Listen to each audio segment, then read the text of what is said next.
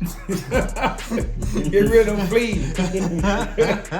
Them damn fleas coming across the table. That's me though. Them fleas coming across the table. Everybody look good. Make sure everybody look good. Hold up. Look at this shit here. Look at them fleas. Y'all ain't remember. And make sure you refill his ring. Y'all don't remember them fleas, do you? Look how long them fleas. Get out of here. Get out of them here. fleas right there. Get Out of here. Get out of here. I ain't gonna say. You making me mad, motherfucker!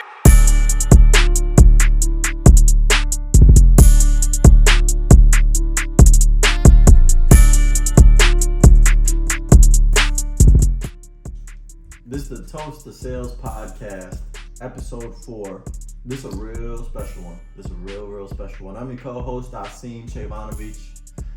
And I'm your host, Jimmy Jones. I know a lot of people know him as Lil Bobby Lester. I know him as Lil Bizzle.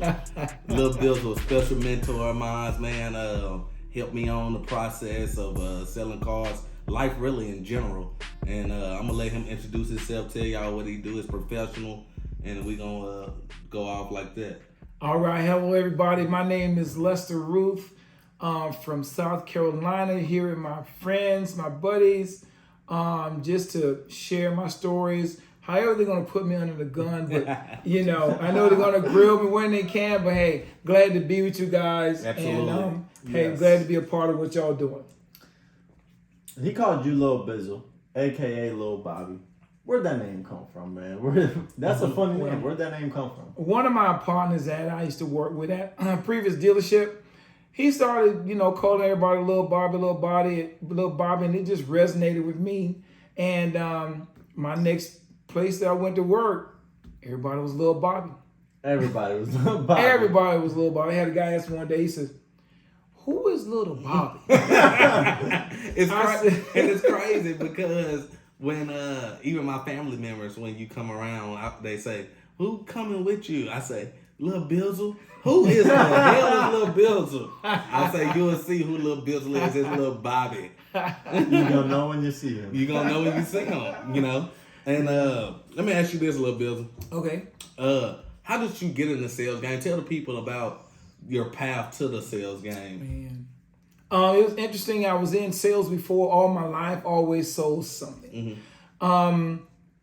So I got tired of it, ready to do something different. And was riding by a dealership one day, looking for a job because I wanted to do real estate, believe it or not. That's what I wanted to get into, was real estate. Too. Yeah. Exactly. It was booming at the time. This was back, hate to tell my age, but this was back in the 80s. Yeah. Well, I was like 10. But anyway, so I was reading the newspaper one day and saw this dealership, and it's a car sales. Mm-hmm. So next thing you know, I said, okay, let me pull in. And the guy was like, hey, what makes you think you can sell cars? I said, can you make a lot of money at it? He said, yeah. Good question. He said, yeah. I said, that's me. Yeah. He laughed and said, you hired. Yeah. And that's what we got today. So let me ask you this. So is the money what keep you motivated, or is you being able to take care of you and your family is what keep you motivated? I mean, I guess it's kind of hand in hand, but which one is first, if you would say? It's not the money, but it's being able to help somebody, because, I provide a service to customers. Correct. And, there's a saying that people don't care how much you know until they know how much you care. Correct. And that's my approach to all my sales. That's pretty deep. That's pretty deep, so I want to toast to that one, guys. Yeah. I want to toast to that one. Let's do it. Bam, there it is. So let me ask you this. You've been in the sales game period a long time. Mm-hmm. You know what I mean? And what lessons have you learned throughout your career? What have you learned? Whether it's in the sales game or in your personal life, what are the most important lessons? That's a damn good question. Listen, probably the main thing is like when you get knocked down, get back up. Mm-hmm. Because sales, number one, sales is up and down anyways. Okay. And when when you're dealing with clients, Right. boom, boom, boom, boom. You know what I mean? You look at me, uppercut. I know. You enemy number one. Yeah. So my thing is, it taught me, alligator skin. Mm-hmm. Thick alligator skin. Mm-hmm. Let it bounce off of you. Don't take it personal. Mm-hmm. So that's probably the biggest thing, that it's done for me in my life. And it's taught me, and to be, believe it or not, I used to be a person that didn't say really what was on my mind. Mm-hmm. So it kind of taught you damn near you can use what you learned in the car business into life. Oh my goodness. Yeah, definitely into life. And sometimes, you take it, realistically, you take it with you home. Mm-hmm. Sometimes you take it with you into the other part of your life. Mm-hmm. But at the end of the day, as long as you don't lose yourself in it, Mm-hmm.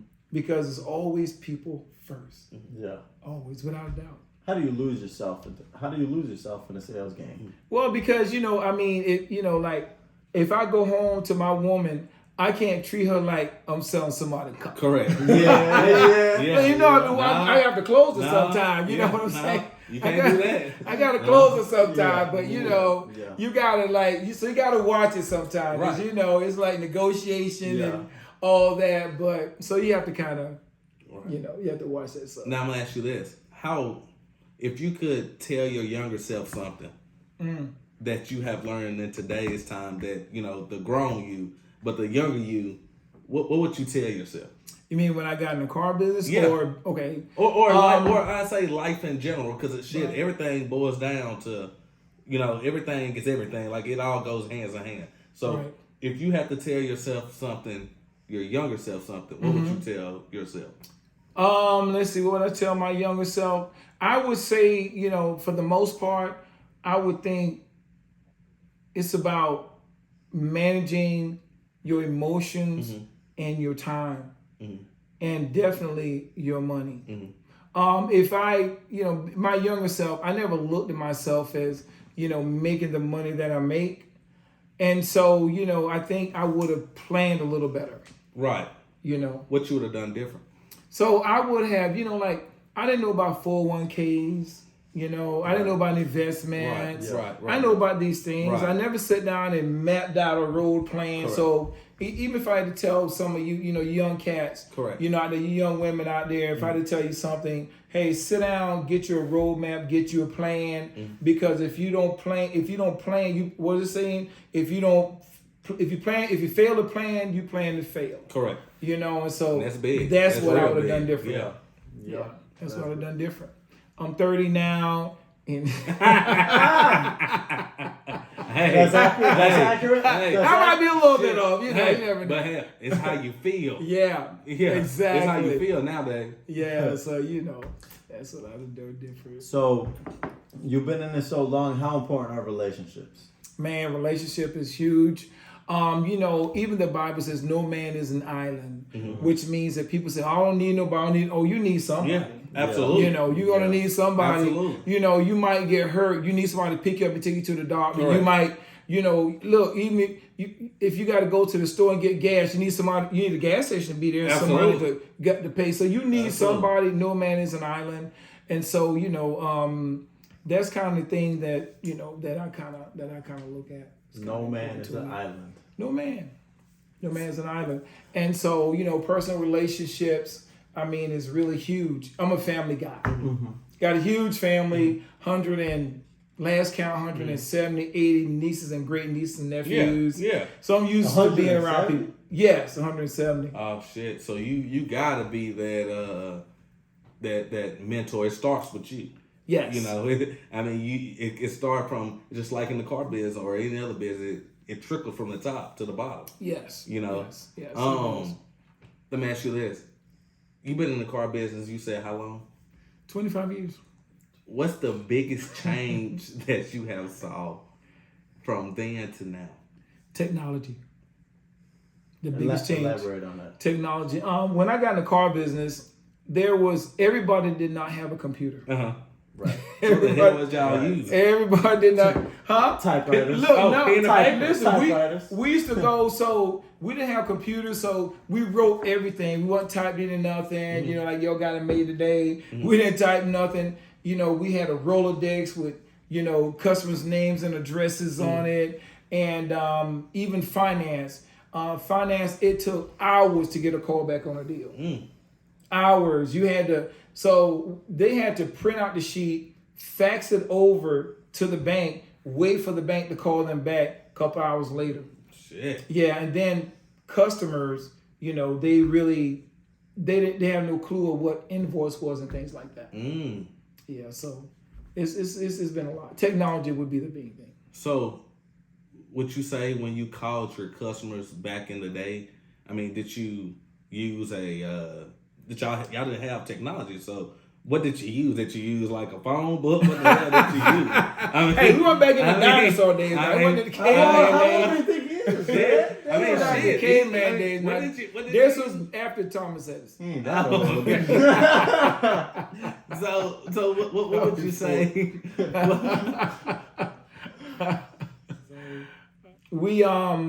So to answer your question, you know, we had cell phones. Look, we had pagers. Yeah, they used pagers.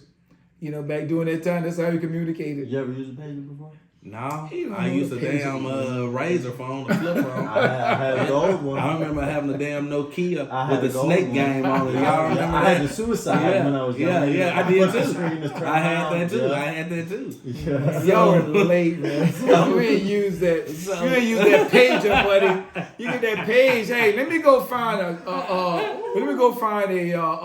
telephone booth. Let me call him back. Yeah, 25 cents to did. make this call. Yeah. So let me ask you this: so how was the money back then?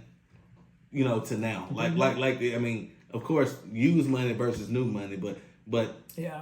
how was that? Can you elaborate on how it was back then versus now? You know what? Actually, the money was actually good. Okay. And the money's about the same because, you know, during that time we had rebates, but that's all you gave the customer. They got no discount. The rebate were their discount. You hear that? And they were good with No that. discounts. None. No, there wasn't no negotiating. It was, this is it, because that's all they knew. Yeah. So the money was good. I mean, the money was really good. So let me ask you this crazy question. Uh-oh. It's a crazy ass question, but it's a good Let question. me take a whoop. I know. Let me ask you this: the internet. Everybody. How was it back then versus now when it comes to the fucking internet? Because you know, a lot of times now you can go to the internet and you can find anything, and people think they got a good deal, but people lie. Anybody can put any damn thing on the internet. So how do you look at it, the internet versus now versus then? Well, you know, see, a lot of people didn't know what the internet was. So what does that tell you? Listen, a lot of people didn't know what the internet was. Right. So they couldn't go and find this information. There were no invoices.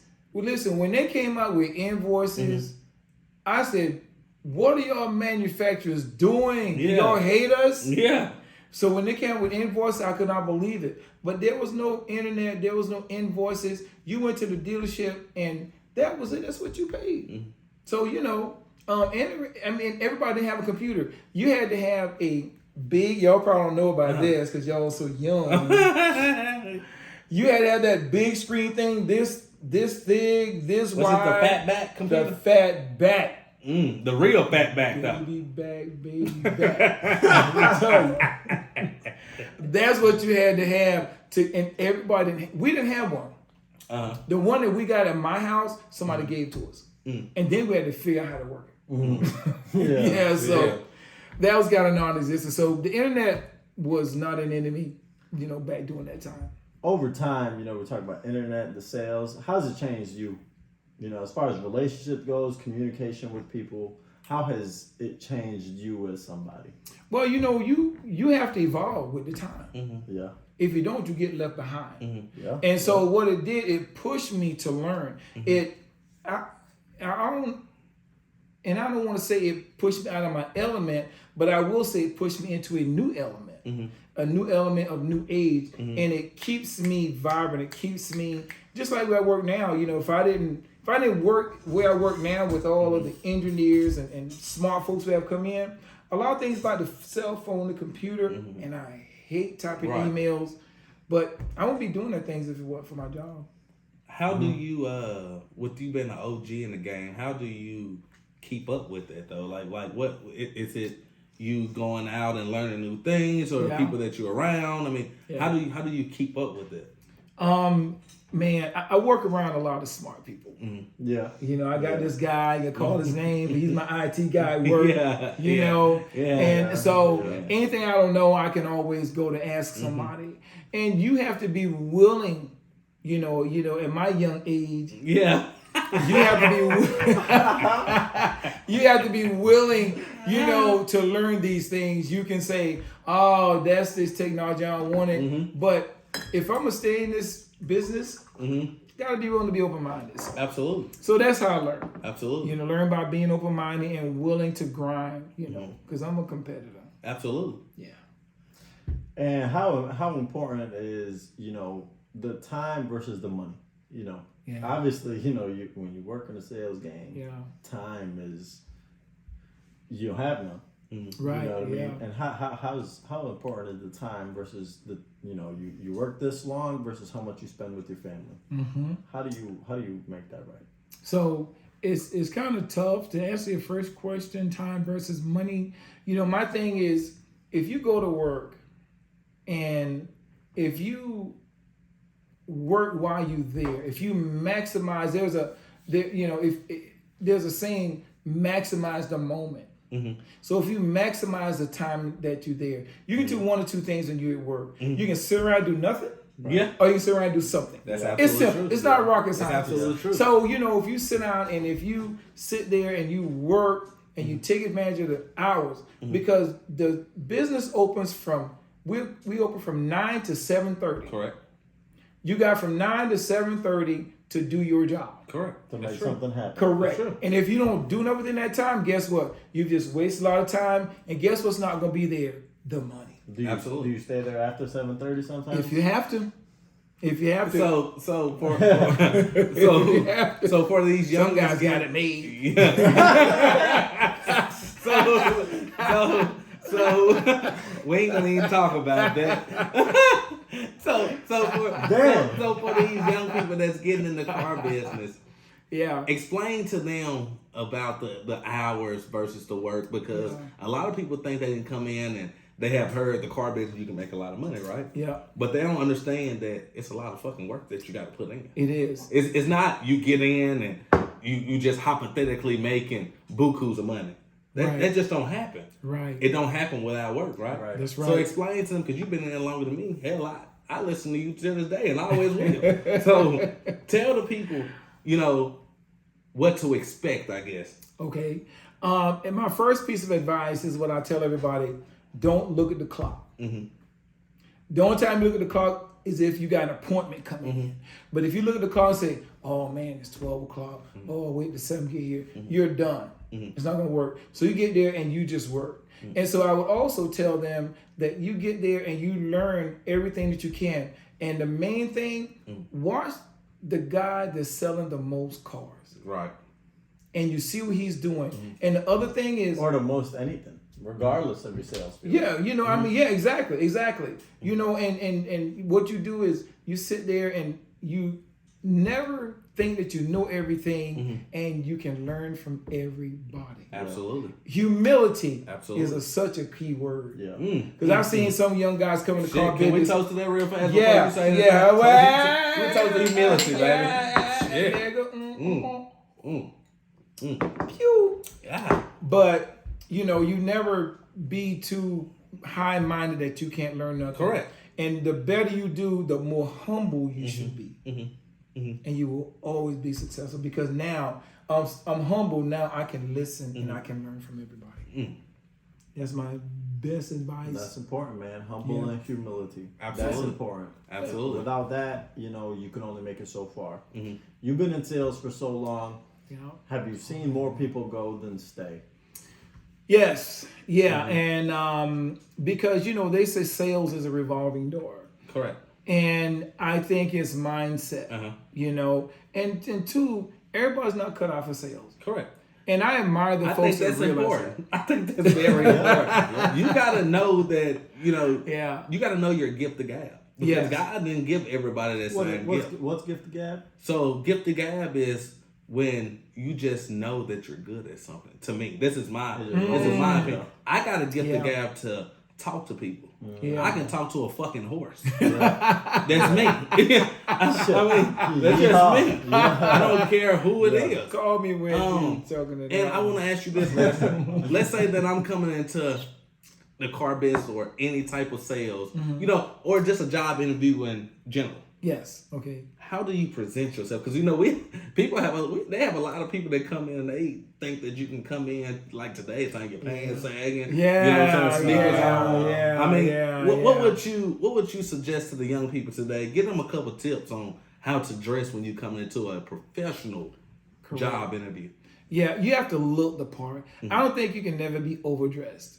If anything, you always want to go above and beyond. You present yourself like you're going to get the job. You walk in there with confidence, and you walk in there just like, okay, I'm here for the job. I know you got to interview me, but when I leave, I expect to be hired. Absolutely. That's how you walk in there. You just don't, because I think anything other than that. And I've seen it, man. I've seen folks walk in, and I'm thinking they're just a customer looking for a car. You know, if you coming for an interview, I should be able to tell you coming for an interview because you should stand out amongst us. But first of all, you don't know how we dress. Correct. You don't know. And so you come in for an interview because what's the saying? First impressions is your best. everything. Yeah, it's your everything. It's the best impression. That's And so I know we kind of touch bases on you know, the tips for the younger people that's coming into the sales industry. Would you say that is sometimes you can come in overdressed? I mean, I know that you said that you can't never have on too much clothes, but let's say I come in a 3-piece prom suit. You know what I mean? Shit, am I overdressed? Probably. Yeah. Probably. Prom suits would probably be overkill. Pink suits, that's edgy. Yeah. You know, but at the end of the day, you know, your personality, it is what it is. Because one of the things that most managers look for is personality. And so, you know, I've never seen them turn away a well-dressed guy, even though it might be a little overkill. I've never seen them turn away a well-dressed guy because they look at, hey, you know what, he has character. Correct. Yeah. And that's what you have to have in this business is character. Yeah, prom suit now, they gonna check your mind, make sure you're okay. Yeah. They don't want you to be confused. Is he going to a prom or is he going to a job interview? So prom suit might be a little okay. We talk about tips, someone going to get an interview. Okay. You know, for that person, is it ever too late or too early to get into sales? What do you mean now? You know, if you're 18 years old Okay. or if you're 55 years old. Gotcha. You've never done sales before. Gotcha. Is it ever too early to get in? Is it ever too late to get in? Is there an age for sales? I mean, Or is it like just a mind thing type deal? Yeah, that's a good question. I don't think so. I think it's the person. Because, you know, I've been in this business for a while, and I've had guys, you know, older than me that I saw come into business. You're only and say, 30. Hey, thank you. Exactly. Yeah, older than me. Yeah. That said, hey, you know, I've done this, I've done that, I've done the other thing, and I want to try sales. Correct. So it's never too late, but of course, at the end of the day, you got to perform. And as long as you do that, then you're proving yourself. And is it a performance-based business? Is it a relationship? I mean, what kind of business is this? Man, performance, that's how you get paid. Yeah. You know, it's like, you know, you take what you make. Yeah, that's true. You know, That's true. You take what you make. So it's all performance. And you got to love it. You got to love what you do. And it's You do. anything to do. You do. You really do. So let me ask you this: is it more physical or mental? It's mental. Oh my goodness, the mental. You have to be physically ready, but you have to be physically ready for the mental, you know, browbeating you're going to get, you know, from your co-workers. It's not just the customers that's going to, you know, Yeah. that you're No, gonna, you're not. co-workers, managers, office personnel, Yeah. and customers, you got to be mentally prepared for this bad boy, because you got to be able to get slapped, turn around and smile. So the mental part is huge. It's key. So you got into business. You said you've been 25 years? Yeah. What was the 25 first years. car you sold? Man, what was the first car? The first car that... Pinto. Wait, hey, watch your mouth. Watch your mouth.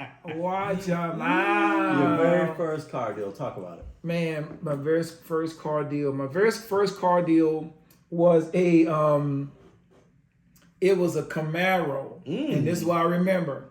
The guy was from Chicago, Illinois. He was in the military. Okay. I was in Charleston, South Carolina. Okay. It was Camaro. It was blue. And the reason why I remember that, because it did not have air conditioning. Wow. Yeah. So what? I mean, was it summertime? Was it wintertime? Well, he said... What helped you sell the car? He said, I live in Chicago. It's always cold. So he didn't give a damn. I don't need I don't need no AC. Yeah. And he bought it. I couldn't believe it. Like, who would buy a car with no AC? Did the car come with no AC? You could actually get a car. You see, I mean, that's how old y'all are. You actually, that was just yesterday. You could actually get a car with, it was an option. Was on it the cheaper? Camaro. If you say, hey, I want AC, was it cheaper? Save you about a couple grand. So what you say is like a manual versus the automatic today's time? Well, I don't know. A car with no AC is like a, I mean, that's what I guess what I'm saying, because price wise on a manual versus automatic, I got it's about $1,000, $1,500 difference. Right? It was about that. It was about that during that time. It just wasn't that long ago. But Let me ask you during this. that time. Well, Yeah, not that long ago. Just 2 summers I got a ago. little bizzle, man. That's what you So got. let me ask you this. Have you ever sold a car to a person that made you guilty? I'm talking about just made you feel like, damn, I shouldn't, because I have, and I'll tell you my story after you do. But, Okay. But have you ever just sold a car to a person that made you feel like, damn, I shouldn't have sold them this car? I did. I think most of us has done that. Number one, maybe out of wanting to make the sale. Number two, in the moment, and number two, maybe because well, if I don't sell it, my manager is going to be like, oh, hey, you could have sold that car. Why didn't you sell it? Yeah. But and I took it home with me. One time, I sold a car to this young lady, and it wasn't a car that I would Put your daughter on. recommend. Correct. And but she wanted it, and I tried to be loyal to the company, Yeah. as well as do my, and be loyal to them. And it's crazy. Sometimes you can't do both. Right. And I just say, well, maybe we'll look at something else. No, I like this car. So, okay. And lo and behold, it worked out like I thought it would. The car broke down, and then I wasn't able to help her out. Yeah. So I knew that when she left, and it really bothered me, because I'm a people person, and I care about customers. Correct. So, 25 years, car business only. How many cars have you sold to how many customers? Oh man, probably 25 years. Got to be pretty close to, I would say 3,500, maybe 4,000 cars. And out of those 3,500, 4,000 cars, how many of those customers do you still talk to, or can you still call and they remember you? Well, it was different dealerships. Now, Yeah. since I've been here in the Huntsville area, I probably sold maybe 2,000. And as far as percentage concerned, most of them I sold the last dealership where I worked. So I've not called a lot of them guilty of that. But I have a great following of the ones that Are they loyal to you or the brand? It's some of both. I have some who will follow me everywhere I go. Right. And I think that, I mean, I can't speak for everybody, or maybe I can, but I think that's because of your personality. That fall back on personality. Because at the end of the day, it's thousands of dealerships everywhere. Yes. But if you stand out and the person likes you, Yes. then they're gonna follow you, or they're gonna buy from you. Yes. And I really believe that. So let me ask you this: going into the different dealerships, would you say that working at different dealerships made your product knowledge more enhanceable? Like did that make you like a better salesperson? Yeah, I think because when you cross brands, now if somebody's coming in and looking at that brand that you just left, now you know about it. and you know how to now sell it against the competition. Yeah. So it works in your favor. Plus, you know, you experience a different process. So maybe this dealership didn't do this, and this dealership does something new, and now you can learn. Yeah. Always learning. Yeah. All the time. So yeah. if I'm just coming into the car business, but I haven't been to three other dealerships. Like I haven't worked at any other different dealerships, but the dealership that I am in. Okay. Right. Do you think that it's best to study your opponent? Because I know sometimes when even me, and I've been in the car business for a while now. Do you think that it's best so if somebody come in and say, "Oh, I'm buying a Chevy Tahoe," right, but they're looking at, hypothetically speaking, a Toyota, a Highlander. Right. I mean, that you can compete and compare. I mean, do you think that that's the best thing to do? Is to know your opponent? Without a doubt. And one of the things that you shouldn't do, even though, we've all been guilty of it at one time, is try and dog the opponent. Yeah. As opposed to dogging the opponent, talk about how great your product is. Yeah. You know, and this is a very competitive business now. We know that customers already have this information when they come to you. So you just got to let them know what you know. And I believe that, knowing your opponent's vehicle is key. I mean, that's so helpful in every aspect, because now you can talk about the pros and the cons of everything. Because when you go to the next dealership, guess what he doesn't do? He don't do what you do. Correct. Yeah. Correct. That's what I'm proud of myself on. That's true. Because I look at it like this. They say that sometimes when the customer comes to the first stop, we try to tell them all the knowledge, or we try to make them feel like this is the best brand. Yeah. Hell, they may go down the road. Yeah. And just because they didn't dog the other dealership or the other brands, they're going to buy from them. So you feel like you don't dog the other dealership. You just kind of tell what you got going on as far as where you at, the brand that you're at. I mean, what would you say about that? It's a combination of things, because the way I look at it is you have one shot to sell this customer. Yeah. So you got to do everything that you can do. If they say they're going to look, guess what you do? Work harder. Yeah. We going down the street, guess what? This test drive just got a little longer. we were going 1 mile, we're going 5. Because now what we're going to do, we're going to establish a relationship, because I tell my customers, you're not buying only the car, I come with it. Yeah.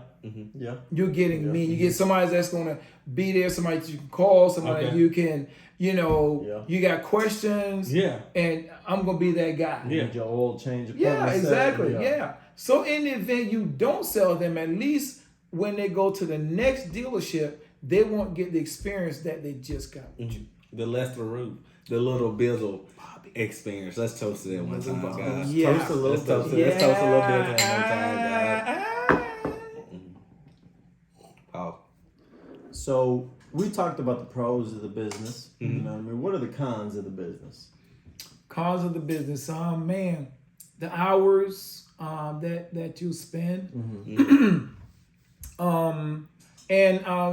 have to be ready for it. The con, because you're going to spend a lot of time, because they always say we spend more time with each other than we spend with our own families. Absolutely. Yeah. And so, that is definitely the thing. And on top of, here again, did I help the client make, if you really care, it's like, did I help the client make a good decision? Correct. Was I fair to them? Correct. And so, You I talk would about say, that often? yeah, if there's a deal that's lingering in my head, it'll bother me, and there's nothing I can do about it if the deal is done. So what you say, that's like some type of sales anxiety? It's not an anxiety. It's more or less about it's more or less the fact that you care. That's what it is. Like, you really care about the client.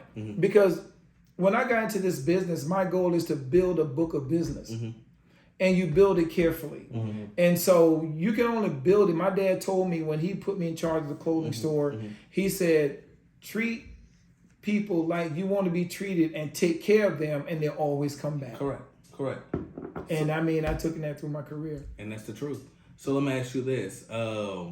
Would you say that working at your dad's clothing store is kind of like it prepared you for the sales industry, or the what you're doing right now? It did.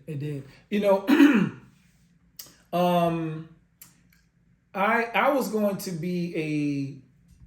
run track. Believe it or not, I'm selling cars. That's what I wanted to do. I was going to run track. Hell, I was playing football. Yeah. I'm sitting, so yeah. And so, and during that time, I got into the clothing business not because I loved it, not because I wanted to be in sales, was because my dad. I honored him because he wanted me to come in and help him out. That's family. That's the family side of me. And it's like, you've taken care of us all these years. Because he was working a full-time job, and it was like, you come in, and I need you to run this business. I said, what you need me? I'm here. Correct. And the rest is history. Didn't know I could sell anything.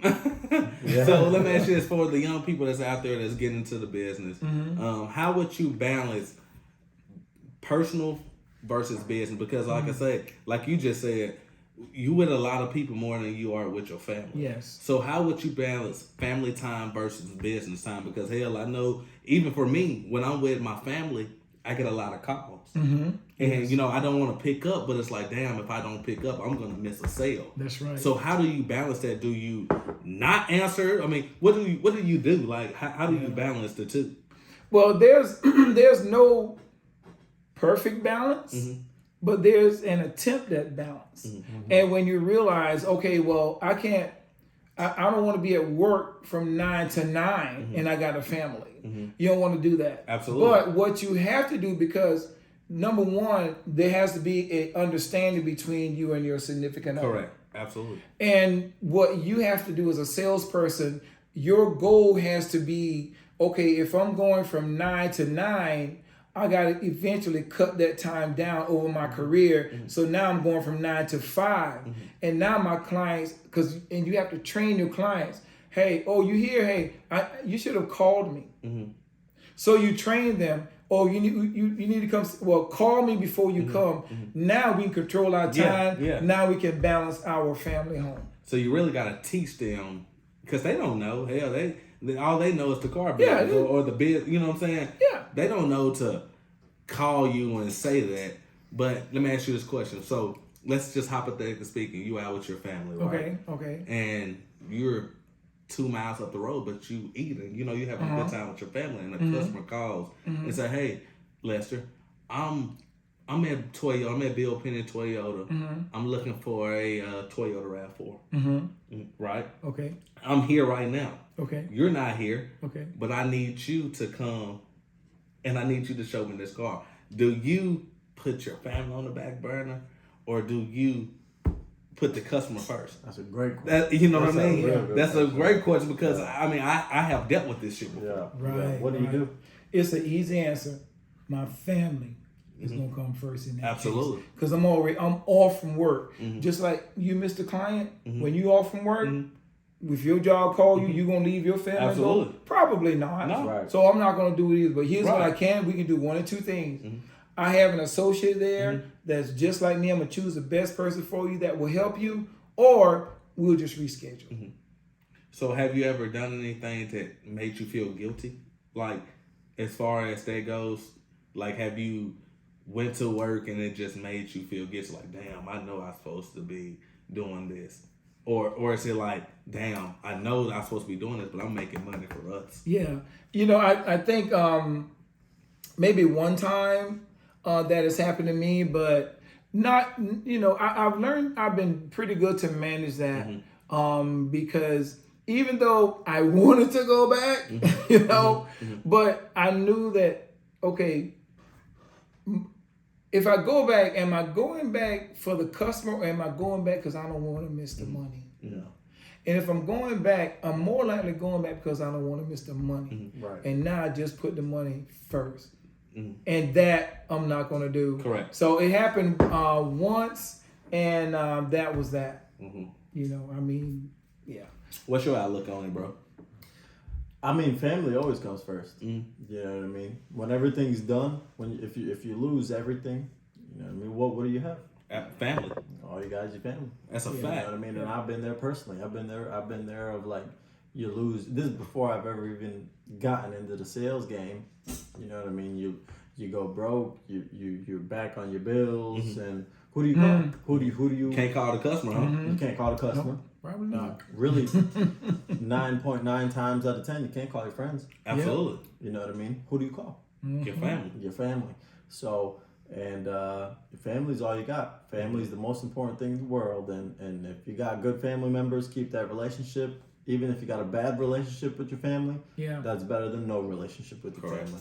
You know, I think family is the most important thing. You know, I don't have a family like you do. You know, I don't have a wife. I don't have kids. But at the same time, you know, I got brothers. You know, I got my mom. And family is the most important thing. You know, you're never as comfortable as you are when you talk to your family. And family is important. So let me ask you this question. So I know you said you wanted to get in real estate. You know what I'm saying? But you got into car sales.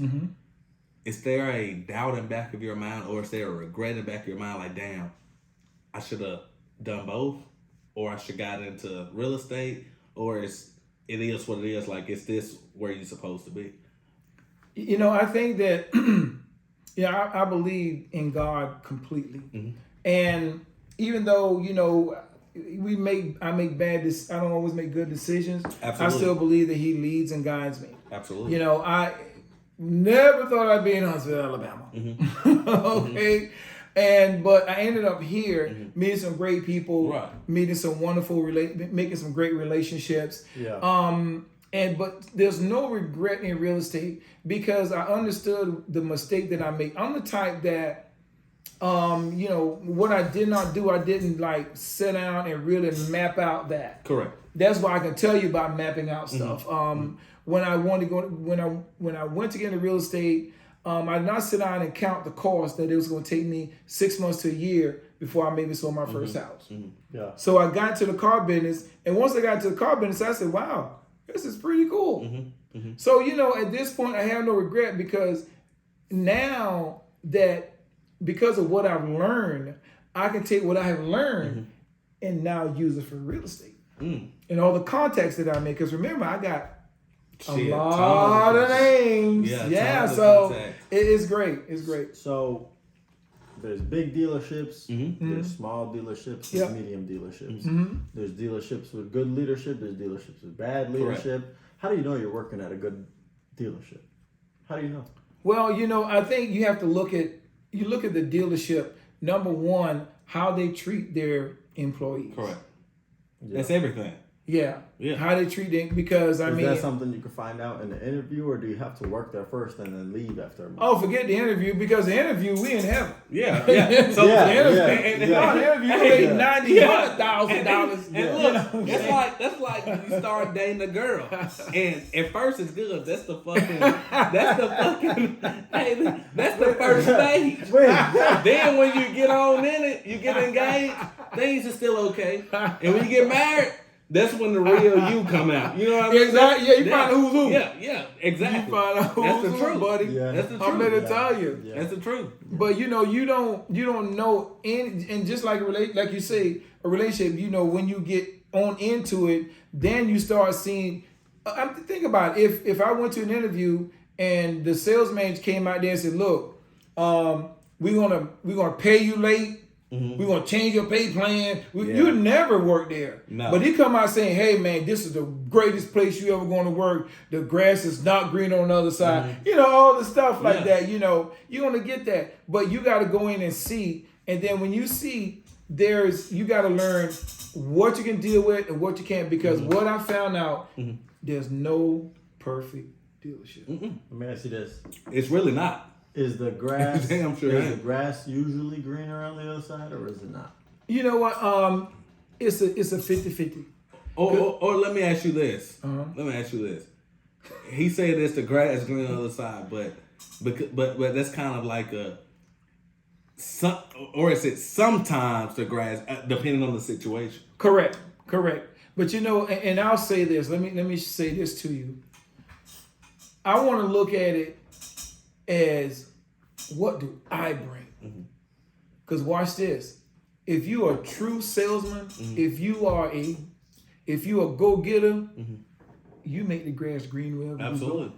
Absolutely. Huh? Absolutely. How about and that? that's a fact. You make the grass Because green. at the end of the day, I feel like this, me personally. Yeah. I feel like just like you think that you make the grass greener or what you do for me, I make the grass greener too. There you go. So I'm bringing gonna, some fertilizer. I'm exactly. I'm Mr. Green Man. I'm Mr. Green Man. You know what I mean? Is that what they So call wherever you? the fuck I go, Is that what they call you? Wherever the fuck Mr. Green Man? wherever the fuck I go, Shit. I'm taking the fertilizer with That's me. what I'm talking about. I'm taking the fertilizer with me. Not the The manure. I'm fertilizing the grass wherever I go. Shit. That's how I look at it. You know what I mean? And That's that's just it. me You personally. real country, so I know you Yeah, ain't lying. That's it. I ain't bullshitting you. yeah, I ain't playing with you. Let me ask you this. Let's kind of switch off the topic a little bit. Let's talk about health for a minute. Physical health, mental Sure. health. How do you, man, how old are you really? 29? We're gonna toast it up. We're gonna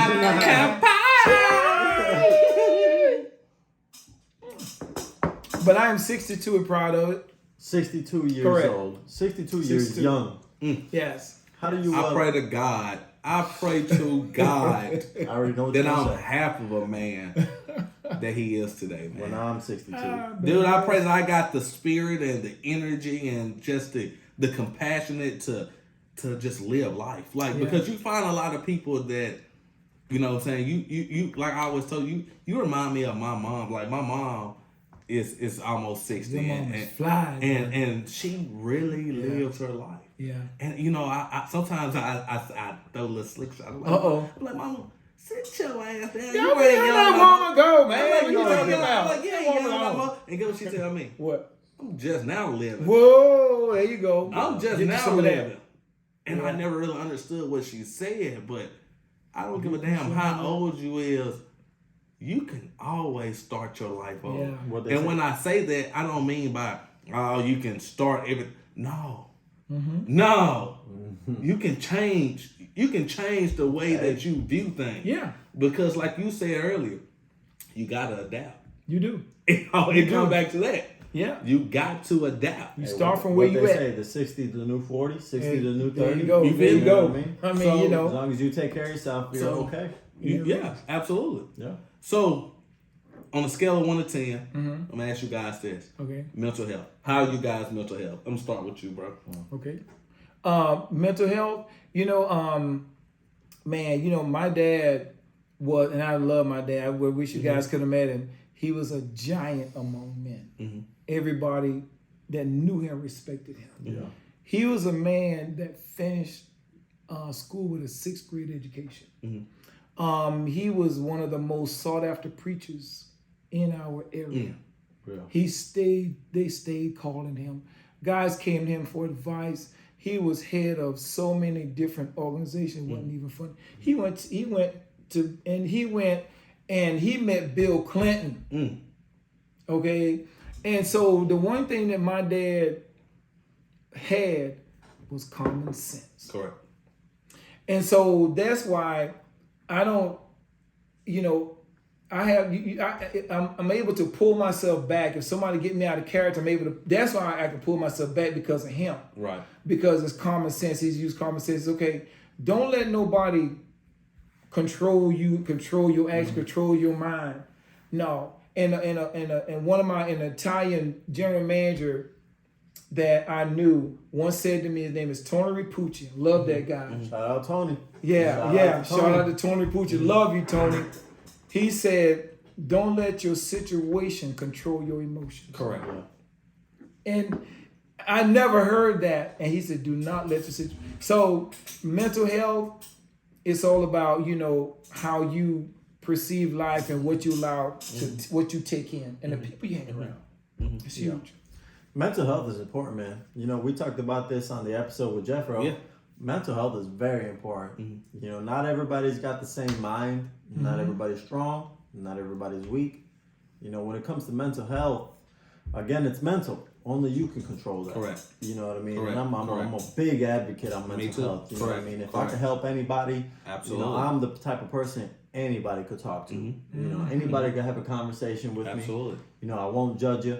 You know what I mean? Because I got my own demons. Absolutely. I deal with mental health, Absolutely. and it's one of those things like, you know what I mean? It's very hard to deal with. It really you know is. what I mean? Because it'll take you to the lowest of the low. It'll It take you to really the is. lowest of the low. But I It think really the is. most important thing when it comes to dealing with mental health, and of course it depends on the situation.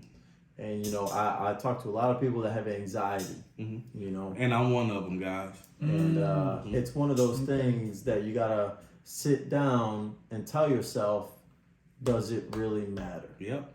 Is it really important? Yeah. You know Yeah. what I mean? It's like Yeah. if something's bothering you, you said something wrong, or you know, you looked at somebody wrong, or you did something, you drove a certain way, or you dressed a certain way, and you're thinking about anything. Does it really matter? And you know, sometimes you got to take a step back. You know, you got to take a step back from reality. Yeah. Because you know, every single day we're in reality, and we care about what people think of us, or Yeah. how I dress, or how I look. Yeah. Yeah. But sometimes you got to take a step back and be like, well, you know what? It's okay. Yeah. Yeah. I'm not okay. Right. Yeah. And you know, I can tell my friends or my family that I'm not okay. That's the big step, because you don't want people to look at you a certain way.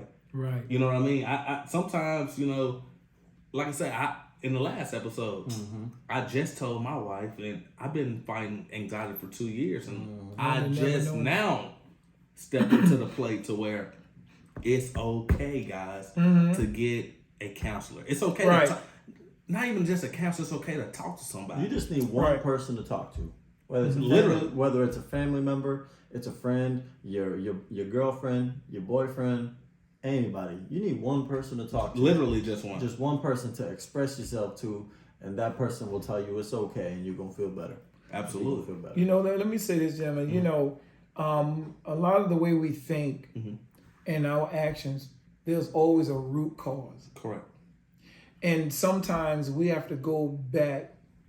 You go back 2 years, you might not see it. Uh-huh. 3 years, you have to go back until you find out what the root cause of how I am, what makes me behave the way I behave, what gives me this anxiety. Something happened. There was something there, and you have to go back, and then you have to deal, you have to address it, you have to face it. And once you do that, I promise you, your life will How do change you- forever. How do you face something that already happened? How do you deal with that? Well, you have to be honest with yourself and ask yourself, am I holding anger? Am I holding, resentment? And you have to figure out which one of those things they are. And then you have to say, you know what? If I'm holding anger, I got to forgive Jimmy. Yeah. You know, if you're holding resentment, hey, you know what? Hey, I'm sorry. You know, now you're releasing that, and then you begin to learn. You begin to learn to live again. Because I think that a lot of anxiety is not only what you experience. I think it's a lot what you did. Yeah, that you know makes what I'm sense. saying. And I'm gonna you talk know, to that, you 'cause got that's something big. Yeah, you got That's yeah. something big. Hey, What you did is because a lot of people don't take accountability of, hey, I messed up. That's it. I messed up, or I cheated, but I'm making her, or you know what I'm saying, he, whatever the case may be, Yeah. feel like they did something. Yeah. You know, I heard You know what I something. mean? I heard something right. one time, and it changed everything for me. You know, if everybody throws their problems into a pile, you'd be so quick to take your problems back Absolutely. because somebody's got a bigger problem than you. Yeah. Absolutely. Yeah. You know what I So mean? basically, you can't always So stop complaining, Yep. stop dwelling, because somebody's got a bigger problem than you. If you throw your pile into the problem with the next couple people, you're going to take your problems back. Yeah. Because there's This is always true. somebody with a worse problem Yeah. that you don't want. That's true. This You is know true. what I mean? Absolutely. This is true. Absolutely. That's good stuff. I want to toast one more time. Well, let's do One it, more man. time. Hey, y'all throwing out some damn gems tonight. Y'all throwing out some gems tonight. So let me ask you this. All right. So a person with anxiety, or Yes. or just a person, because a lot of people have anxiety, but a lot of people are past anxiety. So a lot of people are depressed. Okay. What piece of advice would you give to that person? Would you give to them life is better. You know what I mean? What would you give to them? So what happens? A lot of times, people in those situations, and there are true situations. I've never had that. I have had it in moments, but realized what it was. But a lot of times, we don't take the time to take care of that. We just keep going and really hoping just to pushing get better. it. On its own, it's not. Yeah. You got to put in the work. Yeah, absolutely. You know, for somebody that have suicidal thoughts, why not listen to motivational? Motivation. There's so much stuff on YouTube. Motivate, and I don't mean, you know, just what from a counselor. Motivational people, you know, people who have been there and have come out and can Correct. And people who are, you know, suicidal. Correct. Hey, listen to tapes that tells you who you are. I listen to Bible scriptures, Absolutely. Bible verses every night. Absolutely. And my Creator, I listen to who He tells me I am and what I can be. And now you begin to build that confidence. But you got to put in the work. You got to begin to search and search. And listen, if I say, hey, Jimmy, try this. And if you don't try it, you ain't trying to overcome what you're going through, because you don't know if it's going to work. Absolutely. But if you're really searching to get over it, you're going to try whatever it takes. Yeah. And that's the advice I would give somebody, you know, reach out. There's so much information out there. Reach out. And I would say, you know, just try it. Try it. It won't hurt. It won't. And you know, it's so much more to life. I mean, it really is. Like, you know, a lot of people look at life like, you know, a lot of people look at social media like, they got this, they got that. That shit is a flaw. It's such a flaw. That shit is a flaw. How many people do some just fake pictures, fake yeah. videos? Yeah, man? that shit is a flaw because They'll take a designer I bag. can get on there right damn now, Right. and make a little $1 million, but in reality, I ain't got shit. Man, look, you could go on Amazon and order 30 Dior bags You feel what I'm saying? for $50 and start taking some Instagram pictures. That's what I'm saying. It's so, all so, fake. so I feel Don't like look at that. I feel like it starts with you. You can, you know, if I feel like this too, and I could be wrong. Correct me if I'm wrong, but if social media wasn't around, I feel like a lot of shit would be better. I mean, and I mean, You know, and it's a pros to come with that because a lot of people make money off social media. Yeah, You know what I mean? But yeah. a lot of people see shit like that and they get down. Right. You know what I mean? Right. So, stop looking at social media and stop looking at that's how you supposed to live your life.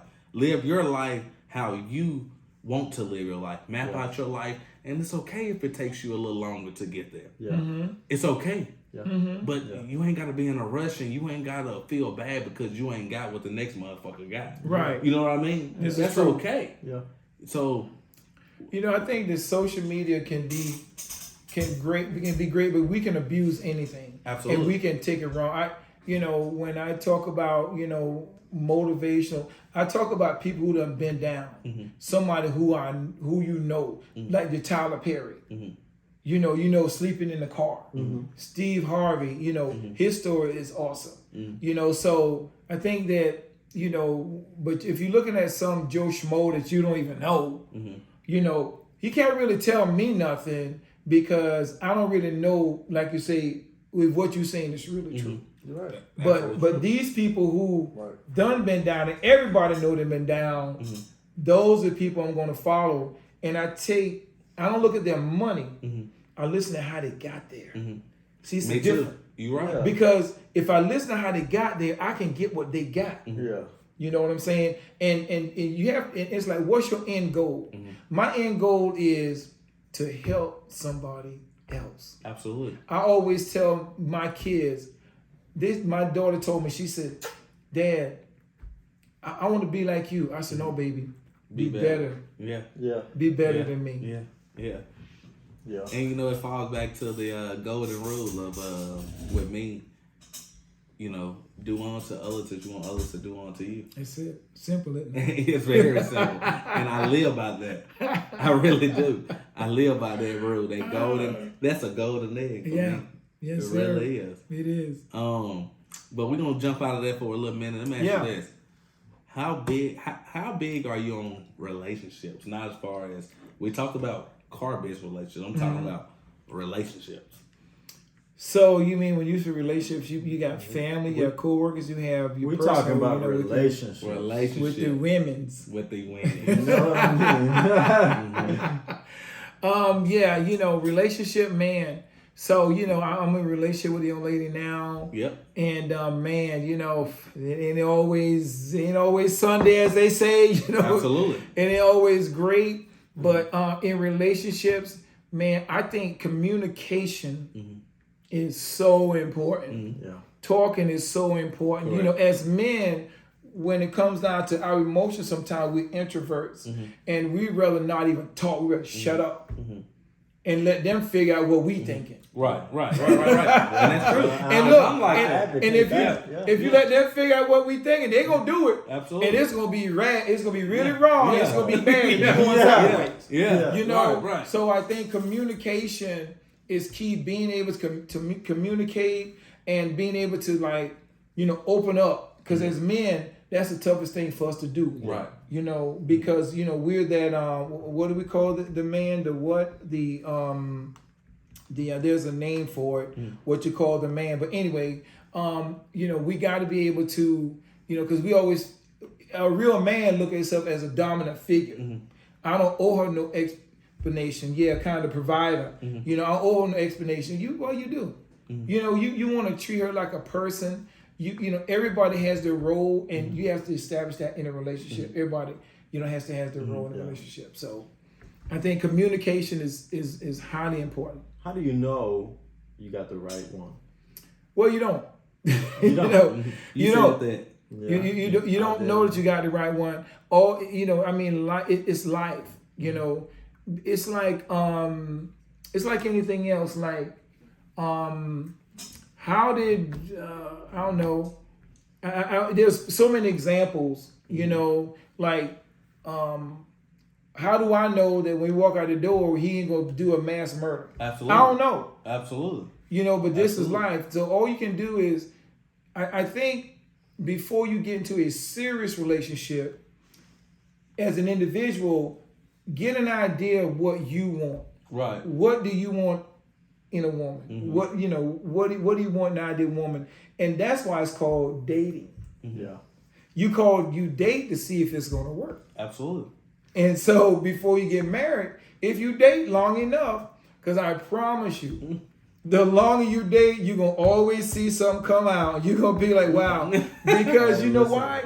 Because we continue to grow up and we change. I used to like to ride roller coasters, loved them. I don't like them now. Why? I'm old. I'm scared of dying. Shit, me too. I'm scared. Right. Look, I I might get hurt. too. Oh, Like look. them You be motherfuckers. like, oh, they're going to fall. They're going to run off the rail. They're going to fall. When you're old, you start thinking about all that shit. But when you're young, it's like, give me the scariest ride that's out there. Yeah. But, as time go on, we all change. I don't care if you're 18 or 88. When you go think about it, from when you was 18, when you turn 22, you think differently. When you turn, you ain't there yet, but when you turn the next 2 or 3 years, you're gonna think differently because you're gonna learn, you're gonna encounter things, and you're gonna know where I didn't think that fire was hot. One day you're gonna find out that it is hot. Yeah. And that's gonna change your life and to change the way you think. So life is relationships. Hey, all you can do is date, see how it goes, go through the pitfalls, and because you might say something that she be like, I didn't think you say that. Hey. She might say something. Oh, I didn't thought you never said that. Yeah. And then it's like, how do we deal with it? Hey, listen, you're 36 years old. You know what you're talking about. Well, You know what I mean? young cat. Man, this has been a real special episode so far. Yeah. This has been a real good one, Jimmy. Little Bills was on the mouth. Well, in the house. Do you think he's not talking real? See, you think he ain't? What's your choice of drink, Right now. man? What do you? Crown Apple. The Crown Crown Apple, and I have a runner-up, Crown Peach. Okay. Yeah, I've discovered that. Which one's better?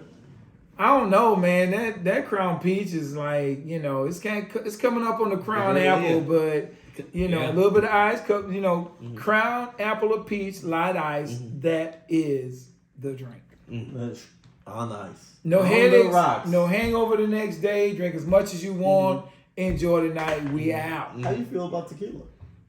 No headache, throwing up. That's your stomach damn sick. drink. Yeah. Yeah, no, no. You roped me into it. Y'all really disrespected tequila like that. Well, Wow. which it earned to each his own. Yeah. What's your choice of drink? So, shit, he just like me, or I'm just like him. It's Crown Apple or Crown Peach. How y'all feel about Hennessy? Nah, Hold Hennessy. on. I'm sorry. Used to Hennessy be back make you in the do day. anything. Oh, you must have a story. Yeah, not Hennessy make you do anything. anything. Not anything. Hennessy is something that you drink when you really want to get toe up. That you don't want to. That you don't have any regrets. Basically, But behind them words, there's a story. it is got a story. It's a bunch of stories, but you know I'm gonna keep them stories at a Okay. time. It's a bunch of stories, man. Hey, you'll plead the fifth Yeah, I'm gonna plead the fifth on that one. and the sixth. And the 7 too. Shit. Yeah, a bunch of stories. Let me ask you this. So, all right. So, hypothetically speaking, we make as much money as we can. What's the first thing that y'all will buy? Woo. Oh. Go ahead. You go first, 'cause I'm going to go off. Well, okay, the first thing I would buy, man, I would buy some real estate. That'd be the first thing I would buy. Why? The first thing I would do would pay off any bills I have. Okay. Yeah. First thing I would buy would be real estate because, you know, I mean, the best thing that you can do with your money is put it in the ground. Okay. And why though? Because real estate is a appreciating asset. You buy it right, and then from there, it can eventually become your retirement. You buy one, you buy two, you buy three, and that would be my dream, my goal. That is my goal actually now. So it's residual income, right? Yes, sir, buddy. Yes, I'm the same way, man. I'm the same way. You know, if you just dump $1 billion in my account, I pay off all my debt. I probably go buy, 500. What he about to say? 500 unit building. But as soon as the investments are made, man, What you gonna get? man, I always wanted to live in like a penthouse. Shangri-La. I always wanted to live in like Shangri-La. a penthouse. And maybe that comes with that. I don't know. So you want to stay in a man. penthouse? Where would you want to stay at? And I'll tell y'all where I want to stay at. You know, now that I had a house before and sold it. So yeah, something like that. You know, it doesn't have to be a top floor penthouse, but just a nice townhouse. You know, quiet neighbors. I mean, very safe place. Super, super nice. And I would like to be overlooking the city because I love the city lights. I want to be able to. So you want to be on like a mountaintop. Man, you- look, I could be in the mountaintop or in the city. Either one, just give me the lights. What about a guilty pleasure? So you're not buying a car, you're not buying a watch, you're not. I mean, you ain't buying. I mean, come on now, you gotta Man. splurge. What are you buying, man? Well, after that, as far as wasting your money, then maybe we're probably looking at. I love the Mercedes-Benz. I always wanted a S550. Big boy. Okay, AMG. Mercedes-Benz. Big Well, boy bands. The only reason I wouldn't get AMG is because something happened to that motor. You got to send it back over across that water some ways. It's really tough. But the 560 would be good. At my young age, the S550, the new body style would be great. Well, I tell you what, the Lexus have a 450 that I would love to have because it's really, really sharp car. And then, of course, I like to give me a nice big piece. Nothing like, Yeah. Not Not like the rappers. Yeah. not like the rappers, Yeah, where you're yeah. going to get raw. Yeah. But something just really nice. Yeah. And then a very nice watch, a nice Rolex. That's probably what I have. Would you ice it out? The rolling?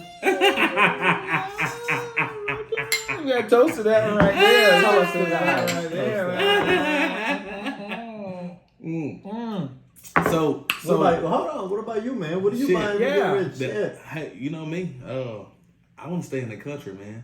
I want to buy you're a country cat, I'm a ain't country dog, man. Yeah. You know, Some cows. you know, Y'all ain't see his boots. So Y'all ain't see his they ain't boots. sold them. They ain't sold them see yet. his boots. You know, so if they put me in the city and I was a dog, I'd run back to the country. Oh my goodness. So for me, I want to buy a state. I want to buy a large estate, right? I want to have 80 to 100 acres. But this the crazy thing. You know, a lot of people say they want to get away from their family members, right? I want to put my family members on the estate. Yeah, you a family guy. Because I want to, my mom got 25 acres, I got 25 acres, my sister, my brother. That's just the way I am. Yeah. You know what I mean? Yeah. That's what I look forward to. Yeah. You know, they make it on my damn nerves, but if I got that much money, I can get on the plane and fly the hell out. Right, yeah, there you go. You know what I mean? Yeah, you so go to that's the what I city am, you want. and I'm an old school guy. So I want a drop top. You probably buy a classic or something. I would. Yeah. I would. I want a drop top or a Monte Carlos or Oh, something you know like about that. no Monte Carlo? Yeah, I don't want the new model cars. You know what I mean? I don't care about that. When you see me coming through playing the old school Keep Sweating, I want to be in something like that. You know what I mean? Jumping. Nah, hell no. I don't want no damn hydraulic. I want to be riding. Yeah. I don't want to be in no damn hydraulic jumping. I want to be, you know, I want to be in something nice. Get you a Lincoln Mark IV with the tire on the back. But shit, If you want to really, I might well go Cadillac. I mean, if I'm doing that. So let me ask you this: yeah. plane or private jet? Oof. It depends where you're flying, right? Now I heard something. Out of country. If you flying like 15-hour flight, really you could get like a first class, private windows, and that's just as good as flying private because you got your own bed, food is served to you, you get a menu. If you flying just from New York to Los Angeles, private might be the way to go. What you playing, Lil Bill? Well, what I first think, if I can drive, I'm driving. Yeah. Shit, yeah, because I don't like to fly no damn. I don't like to. I don't like to fly, on people. stuff. I don't like to fly, but No, you know. but if I mean, I'll be fine with the plane and to fly first class. I would be good with that. Okay. Yeah, I'm kind of a humble guy, so yeah. Okay. Train or bus? Train. Bus. You never Okay, rode a y'all bus. elaborate. Couldn't have been. No, I'll take a bus. It depends on how far I'm going, man. But a bus, I'll take a bus. Shit, cop that ticket, jump across the little railing. You ain't gotta pay for nothing. I'll take a bus. Now, where we going on this train? Where we or bus? going?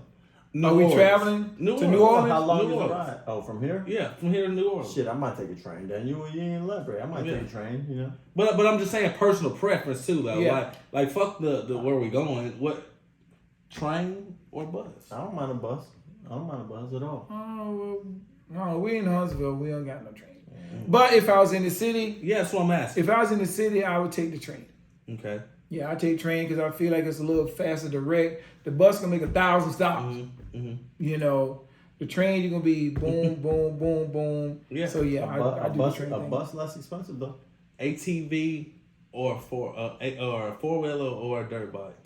Shit. Oh, I can't ride no dirt bike. First of all, I'm about to run up into somebody. He gonna drink to that. Yeah, I'm about to run up into something. I'll take the With a dirt dirt bike. bike. Give me a 2-stroke 250, 450. I'll take a dirt bike. Shit. Let's toast to that guy. Yeah, bam, Let's toast there it is. We need one toaster right there. So man, this shit right here is this is crazy though because we always have which me personally I can only speak for me, but I have always wanted to bring my OG, man. This is really my mentor, and I have so many questions for him. You can only ask so many questions within a day. And one question I always wanted to ask him was, if he had $200 million, how do you satisfy your family? Because your family, everybody's gonna be looking at you like you that guy. You know what I'm saying? So how do you satisfy your not just your family, but your intermediate family, like your mom, you know what I'm saying? Like, what do you do with that? So if I had $200 million, what would I do with it in reference to my family? Well, first of all, my immediate brothers and sisters, the ones who are not millionaires, would be a millionaire. Because $200 million, each one of them getting $1 million. Correct. That's a lot of money. And then I would, at that point, go down to my nieces and nephews, because I'm the type guy, if I eat, everybody eat. Correct. But now, when it comes to them, I will sit down with them and we're going to map out what they're going to do with the money. I'm not going to just give them money because I know what they're going to do. Right. Shopping, bills, jacket. cars and all that stuff. No, we're going to distribute it out, and we're going to have some rules set in place to where if you struggle on your rent's going to be paid. Maybe we just buy you a house, get you set up. We're going to allocate that money in respect for that. That's true. So, and that's what I would do, because $200 million at my young age, at my young age, that's a lot of money. Because I mean, personally, really, you give me 20, 30, maybe 50 million, I'm good, because you know why? I'm gonna make that work. I'm gonna take that money and I'm gonna make it make me money. So let me ask you this, and see, I don't mean to cut you off, brother, but I just gotta ask. Come on. You say $200 million is a lot of money. It's gonna be good. You're a young guy like me, young handsome, young handsome guy. You know what I mean? How do you manage that money? Because I like cars, I like clothes, I like, you know what I'm saying. A lot of people at my age are not married, so I'm kind of on the outskirts. So I guess I should ask, how broke? What would you do if you had a $200 million like broke? Gotcha. What would you do then? You know what I mean? Like, how would you manage that money? How would I manage that money? Well, being my young age, I have I have learned to not allow money to make me, but I make the money. Absolutely. I've allowed because there was a time in my life when I thought I was gonna get a lot of money. Absolutely. Yeah. And you know what? Thank God I didn't get it. Yeah. Because if I did, I would have done all the wrong things with it. So I learned over time that you take your money and you take care of that money. You don't let it. Here's the thing. Make sure the money don't change you. Make sure the money don't change you at the core of who you are. And if you do that, you will manage it. Does money change somebody? Does money show who they really are? Money change people if they allow it to. Because, for example, like if you've ever been in any sales, I like to see the guy that comes in and he don't look like he got money. Right. That's the guy that money didn't change. That's the guy that he kept his morals intact. He made sure that he made sure that his kids knew the value of money. Correct.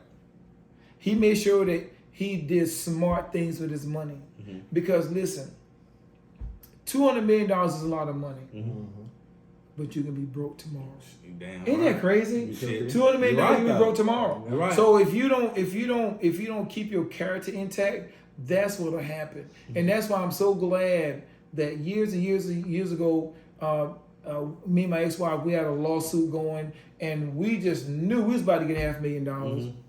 I was on drugs at that time. What do you think I've done with that money? Yeah. Yeah. It would have been like we never even had it. Yeah. So when it comes down to money, you have to keep your character intact when it comes down to money, and don't let money Dictate who you are. Yeah. So you just said something that's powerful, because a lot of people don't speak out about anxiety or their past, about what they have been. Yes. A person like that has been on drugs. How do they reach the next level of how do they get help, or how just like anxiety, like we talked about, how do they know when it's time to reach out to somebody? Man, a lot of times they don't know. The time to reach out is when you realize you got a problem. But what happens is you have to get tired of it. Yeah. So for me personally, when I got tired of eating food off the ground, when I got tired of sleeping in old abandoned buildings, when I got tired of people laughing at me on the street, when I got tired at the gas station begging for 50 cents so I could get to $5 to get me a hit of crack, you know, when I got tired of, you know, not knowing what I was going to eat the next day, when I got tired of going in the stores and stealing cookies off the shelf, eating them, going in Kmart. Y'all know about the Kmart, but going into Kmart. I know about Kmart. Yeah, I remember Kmart. Going in Kmart, getting dressed, and hoping that I make it through the doors, that I ain't got no alarm tags on me. Yeah. You know, when you get tired of that, then you'll say, whatever it takes, that's what I'm willing to do. And that's what I said to myself. And I said, God, if you will deliver me off these drugs, I would never look back. And he did that, but I had to take the first step. And that's what you got to do. When you get tired, you take that first step and you do whatever. If you got to, you know, I remember my older brother one time who was struggling on drugs. He told me, he said, man, if I got to hold on to the bedpost, whatever I got to do, whatever I got to do to go to this next level, that's what I'm going to do. Right. And I'm living proof that if you do that, it'll work. And you know, I want to do this, man, for a young brother or sister that's out there. I want you to not only tell the people what's your form of contact of, you know, selling cars, because at the end of the day, that's something that we're gonna do. But I want you to tell them that your form of contact of if they need to reach you, Yes. as far as talking about something like that, because some people have nobody to go to, Gotcha. because they're scared of somebody that's gonna judge them. Right. You know That's what I mean? right. That's real. That's you know what I'm right. saying? I want you to tell them how can they reach you today or tomorrow, whatever the case may be, on if they need somebody to talk to Okay. about your story, because that shit is powerful, man. Yeah. That's something that's powerful. Yeah. So I work at Bill Penney Toyota. My phone number is 256-604-1645.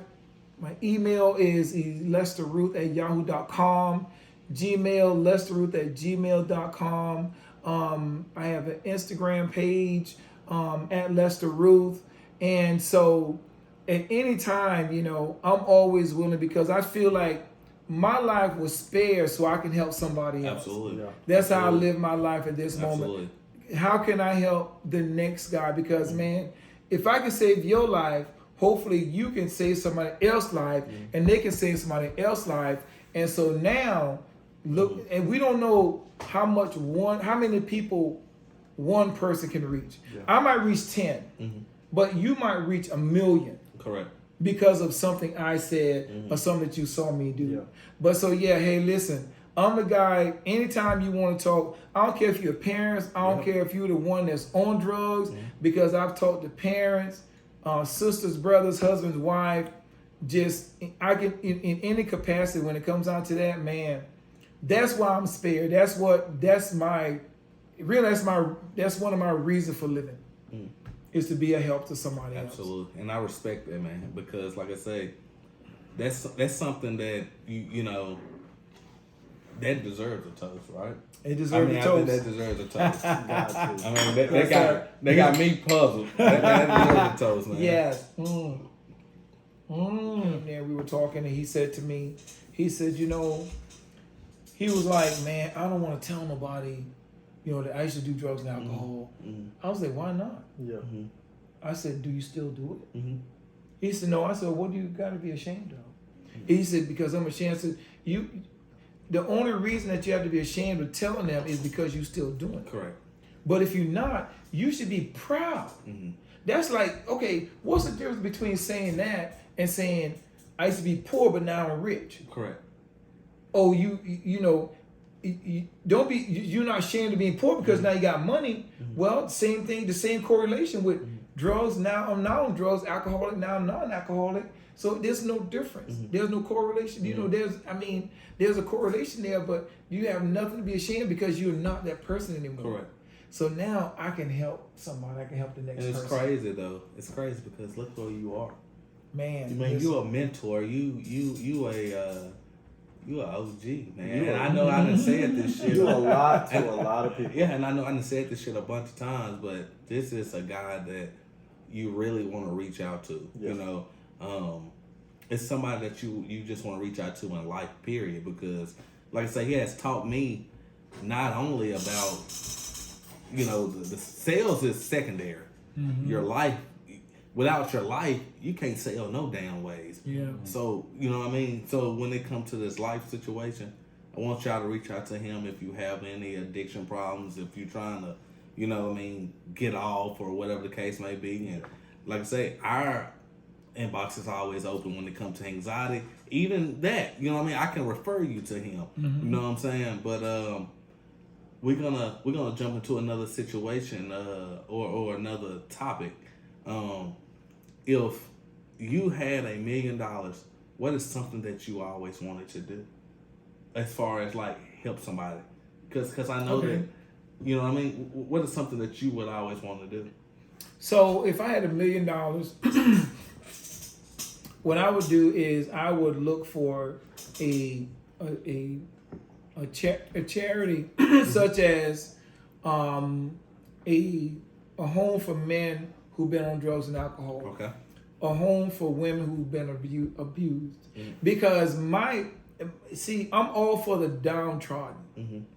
I mean, man, if you give me somebody a story who've been down and come up, man, you got my attention fully. Mm-hmm. So if I had, him, huh? yeah. Yeah. I mean that's the motivation. That's it. That's the come up. Mm-hmm. And so if I had $1 million, I would look for places, you know, like Boys and Girls Club, you know, something like that. I would look to help them, and because see, there's also something called preventative, you know, advice too. Mm-hmm. So if I tell you what you could become, if I tell you what you can become if you don't follow these steps, then maybe I can stop you from being what I was. Yeah.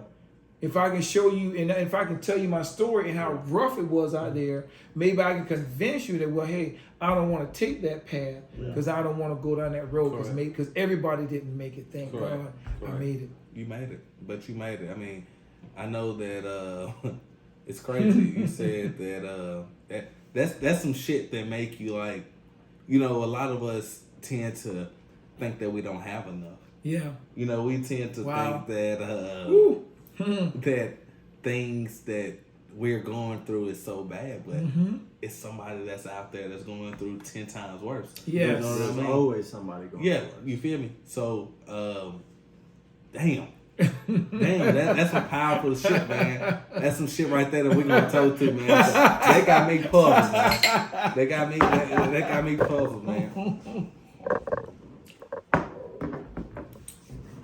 You know, there were small things in my life that people take for granted that was really, you know, I remember one time that, if you guys don't mind me talk about some of my things Please. that I encountered out there. I remember one time I was out and I hit this guy for some drugs. He gave them to me, wanted me to sell them, and I smoked it. And now he's looking for me. He wasn't going to really, I don't think, hurt me so much, but at that point I was really tired. And man, and listen at this. I called my ex-wife, and here's what I said to her. I said, do me a favor. She said, what do you want? I said, all I want you to do is come get me. Let me take a shower, a hot meal, and let me just sleep on the sofa for one night. I promise you, I will never forget it. Yeah, Think about that. Yeah. it's crazy. Let me tell. I cannot tell you. In that was like you giving me $100,000 in that moment, because that's how low I was, because I didn't know what it. I forgot what it felt like to have a hot meal, a shower, and I could sleep inside of a place where I wouldn't worry about nobody bothering me or stealing. And she came and got me, and she picked me up, and she took me home, and that's what she did. And I'm gonna tell you what, man, I never forgot her for that. Until this day, you know. Anything I can do for her, I do, because she didn't have to do that. Correct. But when you talk about taking things for granted, I mean, think about it, a hot meal, a hot shower, and one good night's sleep. Yeah. That's how rough it was. Yeah. And that's something that we don't even think about now. No, we don't. I got somewhere to go. We don't. You got somewhere to go. Yeah. Hey, you forget cooking. Yeah. I go buy me something. Yeah. No, forget that. DoorDash. Yeah. You know what I'm saying? Yeah. I mean, here it is me Yeah. saying, hey, please, just give me that for one single night. So, but thank God I made it. Yeah, and Now I can help somebody else. Well, shit, like I say, you have helped me along the road, Amen. and that's why this podcast. I think, like I say, I know it's about sales and about the sales industry, but it's also helping people, not just only in sales, you know, but it's just helping people know that it's okay. Yes. That you're okay. Yeah, that's right. You know what I'm saying? That's right. If you just hold on a little longer, That's right. it's gonna be okay. And That's right. we You just know what want I to mean? make an impact on anybody. Anybody Absolutely. going through a hard time. We just want to make an impact. Yeah, that's and, right. And thank you for coming on here and telling your story, because not everybody would. Yes. And there might be somebody out there. You know what I mean? Whether it's just one person or it's 100 people. Yeah, Mhm. absolutely. There's going to be somebody out here that listens to this and says, Absolutely. "Damn, Yeah. that means something." Yeah, absolutely. And let me say this: I was, just so that everybody, the audience would know, when I came, when God delivered me, I was 46 years old. Mhm. I had nothing. Mhm. I had a suitcase full of smelly clothes, and from that, He took me from the pit to the palace. Mhm. And now to this day, I can help somebody else. So, for those of you struggling, I don't care how old you are, how low you are, it's not the end. It does not have to be the end. There is so much help and deliverance out there for really you. is, man. And don't give up. You keep fighting. You keep struggling, and I'm here for you. Absolutely. And the sky It's is the limit. It really is. It really is. This was a real special episode 4 of the Toasted Sales podcast. Yep. Spoke about a lot of information in this video. We're gonna wrap it up here. Episode 4, Toasted Sales podcast. I'm your co-host, Asim Chevanovich. And I'm your host, Jimmy Jones, and I just want to thank you, man, for coming in and Thank you very much. speaking your mind and not holding back to a lot of things that you did, and you shined the light on a lot that a lot of people don't see and a lot of people don't pay attention to. I want you to tell the people, like I say, I know that you already told them, a couple things as far as your Instagram and stuff goes, but tell the people going out to what they can expect, what people may look at them or something like that. Mm-hmm. Okay. So, the one thing that you have to remember is never give up. Hope is a big word. Hope is always there for everybody. And, like we said earlier, the sky's the limit. Yeah. Man, life is awesome. And you can start now. It don't matter. Don't worry about what you miss. Worry about what's now, because now's all we got. So, hey, I love everybody. Love you guys. Love you too, brother. Thank y'all for having me. It's Absolutely. been an awesome time tonight. We Yeah. had some fun. Yeah. And, live life, love life, and enjoy life. Absolutely. Where can the people reach you, man, if they need any type of advice or anything like that? We're going to end it here. Where can the people Alright. reach you, man, as far as I want to talk to him? 256-604-1645, my personal cell.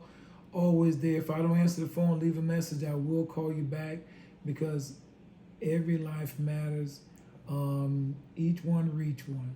And that's how we connect. Absolutely. And if you guys want to talk to us about anxiety, I know, you don't find a lot of people that says what's going on.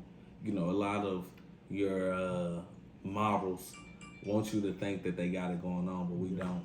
We're dealing with anxiety, and we're just now getting through it, baby. And I want to get through it with you. So if you need to reach us at any platform at Toast to Sales. TOAST. That's Toast to Sales. This is my co-host Asim, and I'm your host Jimmy Jones. And we love y'all. glad to have you here, and Yeah. All right. Like and subscribe, baby. Like and subscribe. Thank you very much. Please, right there again. Get out of here. Get out of here. I ain't gonna say too Keep on much. going refill his drink. All right. With his empty looking glass. Also, yeah, pour it over. pour it over there. Yeah. I got some fluff. Goddamn. The little fleekos. Flat. I want y'all complain like last episode. Be like, y'all having me toasted. There ain't even anything in my cup. You making me mad, motherfucker!